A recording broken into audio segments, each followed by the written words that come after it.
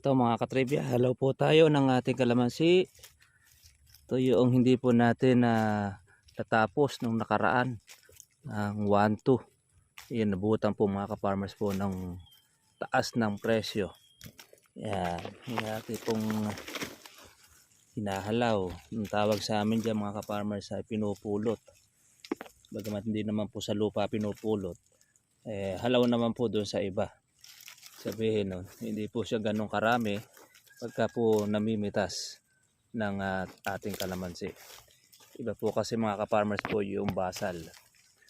Pagka po yung basal na pitas, yan, makapal yan. Halos talagang makikita po ninyo.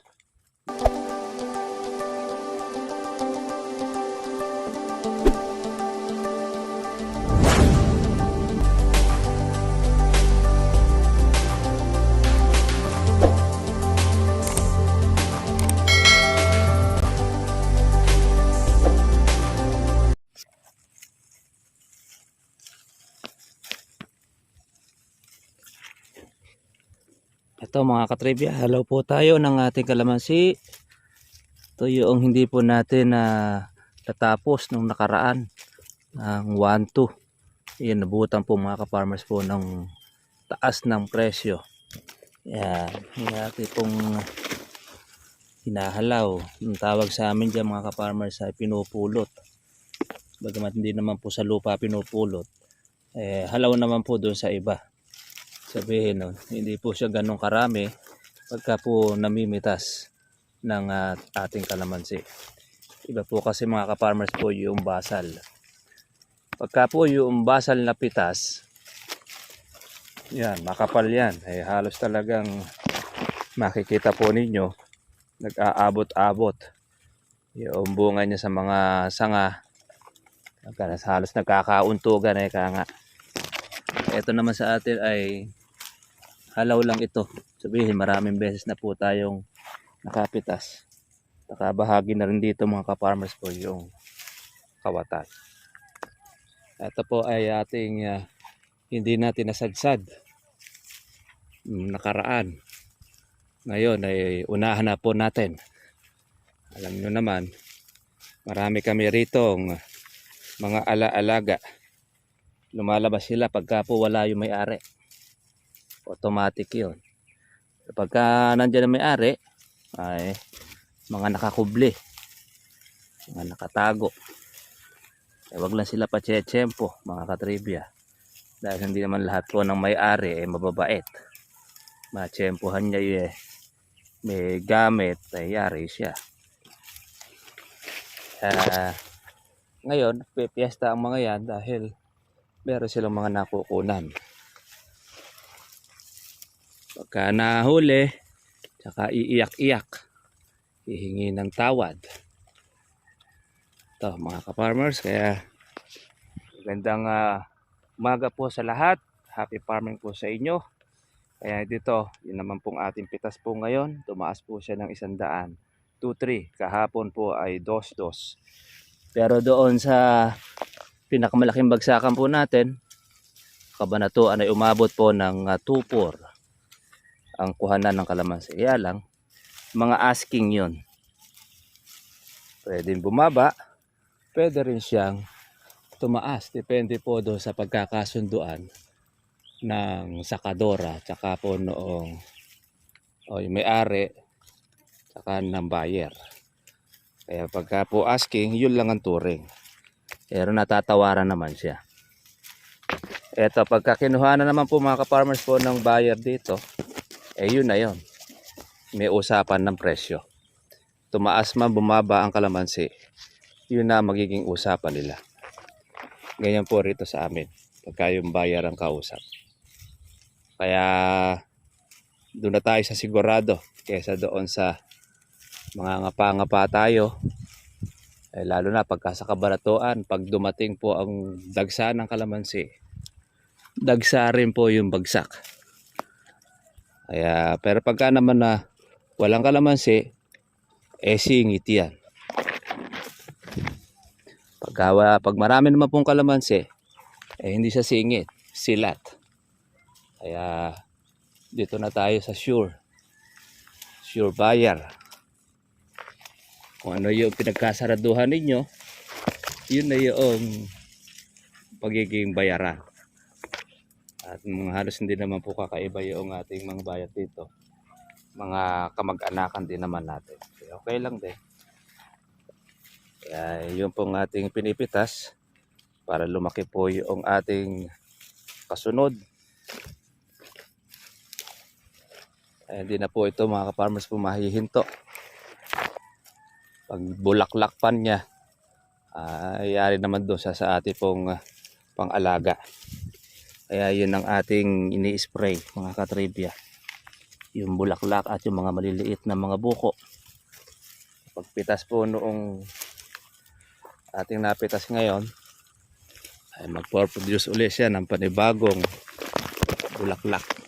Lalo na ito pagka nalagyan po natin siya ng another na abono saka ng patubig, ay mamumuti sa bulaklak.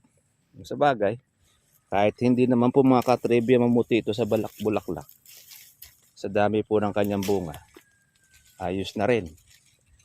Lalo na kung maganda po ang magiging presyo ng kalamansi, ay swerte. Kaya maganda po sa kalamansi, may swerte. Although lahat naman po ng mga gulay, may swerte rin. Pagka po na-tsempohan mo yung presyo. Pagka hindi mo naman na-tsempohan yung magandang presyo, bawi naman. Pagka sumagad naman po ang baba, lugi. Ganyan naman po ang iba nating mga ka-farmers. Pero dito sa atin naman, hindi naman po tayo rito lugi. Dahil bunga po ito ng ating pataba. Wala naman na tayong maraming ginastos dito sa ating pang insecticide. Kaya tubo na lang din ito halos. Kaya pambibili rin natin ng abono yung ating ipampipitas. Gandahan naman ito. Natsempohan po sa magandang presyo. Yan ang mainam po sa kalamansi. Mayroong jackpot. Gandahan yan. Kaya kung marami ang inyo pong pitasin at natsempohan ninyong maganda ang presyo, jackpot. Pero kung halimbawa naman, nangahalaw-halaw tayo, yung mga natira, ay pang maintenance naman yan ang ating tawag. Kaya itong ating pinipitas, pang maintenance niya. Bili natin ng kanyang abono, tapos ng pang spray, pang insecticide, saka pang herbicide. Lahat ng mga side. Sabi nga ng pork chop, side by side. Wow. Ay, para lang tayong nangunguto.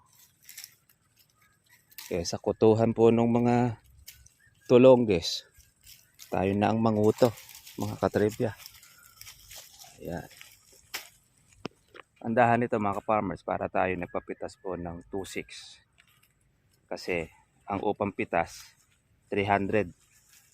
Pag mataas po kasi ang presyo ng kalamansi, pati po yung upang pitas mga ka-farmers ay mataas din. Siyempre pagka bumaba ang presyo ng kalamansi, pati upang pitas bababa din. Alangan naman po na permis po yung taas ng presyo po ng upang pitas. Wala naman po silang puhunan, wala silang gastos. Basta pagka po sila ay namitas, neto na nila yon. Hindi kagaya sa may-ari, talagang namumuhunan yung mga gastos, papataba, insecticide. Pagka hindi mo naman in-spray, lalo na sa tag-araw, ng insecticide, walang matitira. Yun na nga pong inaalagaan mo, sisira pa. Lalo na pagka hindi mo siya inalagaan. Kaya hindi naman po nasusukat yan kahit maluwang ang inyo pong kalamansian kung pababayaan lang po ninyo, hindi rin po tayo aanin ng maganda, ng maayos. Iba naman, natatakot doon sa magnanakaw. Sabi niya, hindi na raw siya mag-aalaga dahil ninanakaw lang ng kawatan. Kinatakutan niya yung magnanakaw. Mas lalabas na mas matapang pa magnanakaw kaysa sa may-ari. Dahil nanakaw lang daw. Ay mangyayari, pareho kayong gutong na magnanakaw. Walang mananakaw nga yung magnanakaw. Wala ka namang mapipitas, wala rin. Useless lang din mga katripya. Eto, karami na tayo. Meron na tayong kalahating bag. Ang presyo nito, 1,150 ang 15 kilos. Okay, ito na tayo magsalin. Sakit na sa balakang eh. Ito ang pakinabang mga katribya po ng bulitog. Kapag ka po ganyan pong mahal po ang kalamansi. Ayan. Diyan tayo nakakarami po ng pitas sa mga maliliit na bunga. Pero pitasin. Mga kotsok ang tawag po natin dyan. Kung hindi dahil dyan mga ka-farmers, hindi tayo masyadong makakapuno o makakarami. Pagka po kasi tag-ulan, ang mababa ang presyo ng kalamansi, tinatanggihan ng mga mamimitas ito. Ayaw nilang pitasin dahil maliliit, matagal po makapuno. Yung mga bulitog na ito. Ayan na talagang hindi na po ito lalaki. Itong size na yan. Yan na talaga po. Kinis na lang yan. Katribya.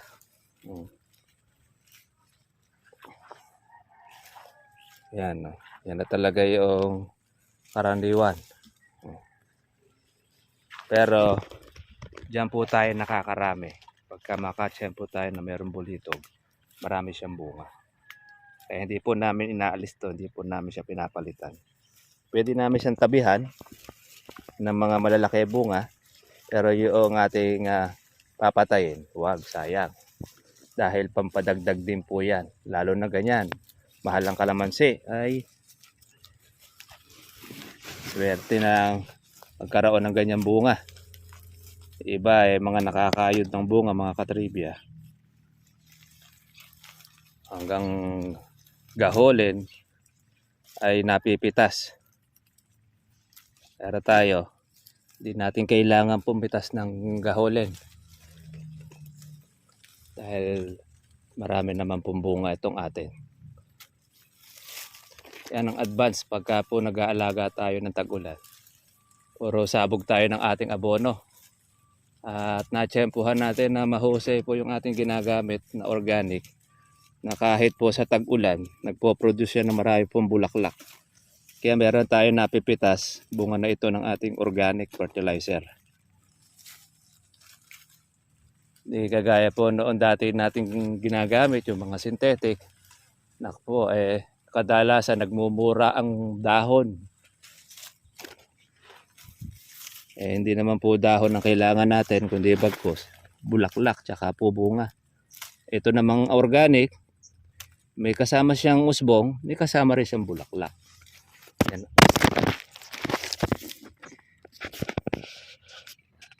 Yan ang kanyang katangian. Lahat po niya ay sakop. Meron sa bunga, meron sa bulaklak, meron din sa kanyang dahon. Additional lang natin siya ng foliar. Yung ating ginagamit.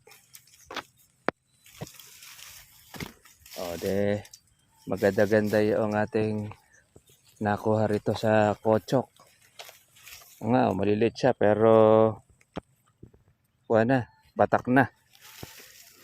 Kaya pagkayaan na hindi mo pipitasin, mapupunta lang yan sa reject. Pag sinala ninyo, malalaglag sa papag.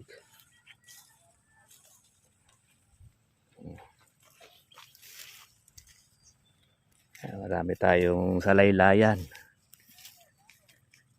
Kaya yung kalamansi, napakasipag magbunga.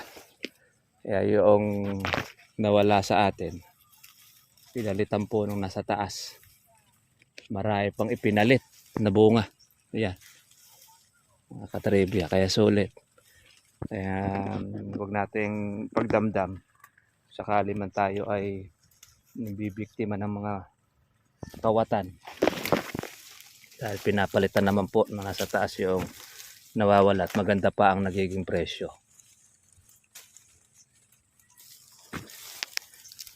Kaya yon ang ating buhay kalamansi. Kaya pitas-pitas tayo sa ilalim, sa gitna. Yan. Sinesearch natin mabuti para dyan tayo makarami. Takin mo sa 2, 3, 78 pesos ang kilo sa puno pa lang. How about pa sa tindahan, palengke? Kasi 130 na iba dyan. Kakaiba dyan 150 na, lalo sa Metro Manila. Ilang piraso 10 piso, baka 2, 3. Tapos maliliit pa bunga.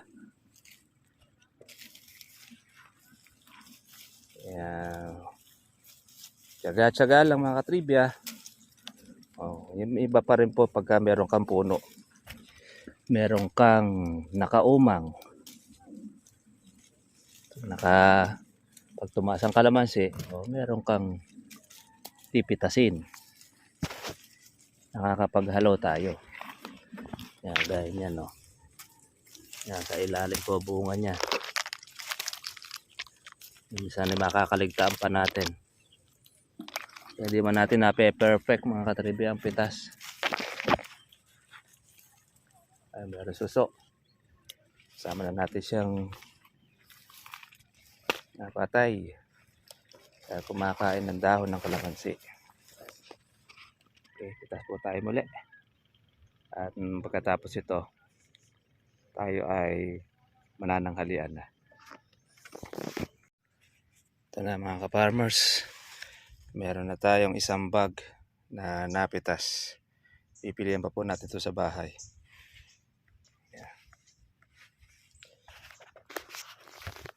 Tanghali na po mga ka-farmers, kaya mga ka-trivia, inom muna po tayo.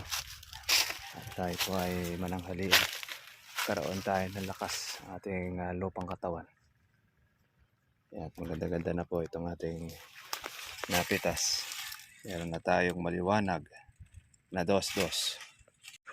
Ito na mga ka-farmers po yung ating pitas. Ayan. Ayan natin po yung ating reject. Ito po bunga po ito sa ilalim, kaya marami siyang mga bulutong. Pero importante naman dyan mga farmers ay maasim ang kalamansi. Hindi pinag-uusapan ng bulutong pagkamahal. Mahirap. Pag mura kalamansi, napakadiwara po ng mga bumibili. Tsaka yung mga tindera. Pero pagka ganyang nagkakaubusan, wala silang reklamo. Wala silang gagamitin. Pagka siselan-selan sila. Lalo na po yung mga may restaurant. Yan ang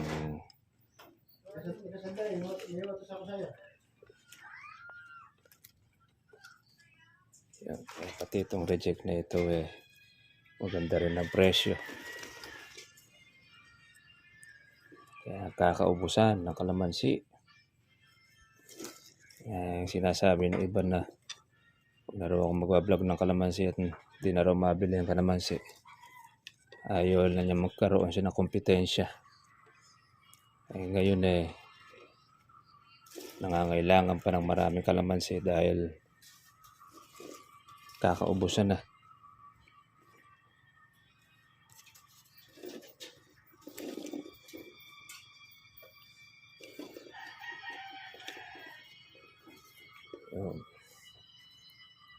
Sarap piliin pagka po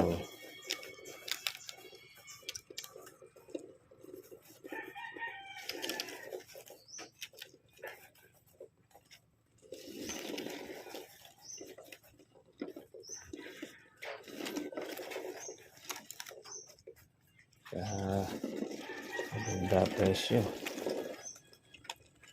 Sarap mamitas.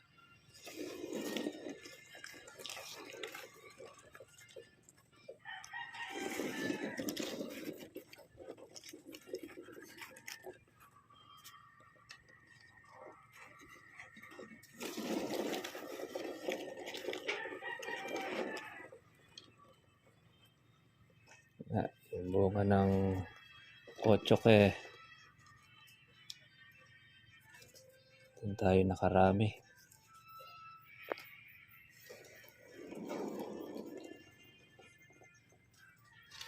Kaya pag meron kayo niyan, wag ninyong papatayin.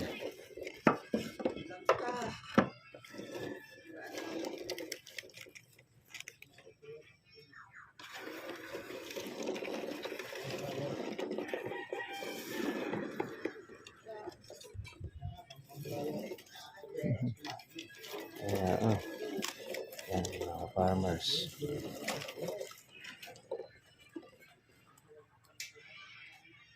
Mga katripi po yung ating pitas. Nakaisang red bag na tayo. Meron na tayo 2-3. Ayun, kala nanay naman ay 2. Pangatlo yung pinupuno. Ayan. Maganda-ganda po ang presyo. Unti-unti. Tutuusin may halos triple ang presyo niyan. Nakay, lalo na siguro pag maglilipat ang taon. Lalo mas mamahal ang kalamansi. Pero sa iba niyan, 2.4, iba 2.5. Depende po yan sa kawan. Pag marami siguro ang kalamansi, nahihirit sa 2.5. Pero pag ganyan mga paunti-unti pa isa-isa, ay malaki makikita ng mga ahente kuliting-ting. Yeah. Pero okay na rin yan, kaysa biyahe pa natin ng Kabanatuan, ilang piraso lang naman. Pwede na dito yan, basta't babayaran lang. Paano po mga katribya, at kita tayo bukas. God bless sa inyo lahat. Bye-bye.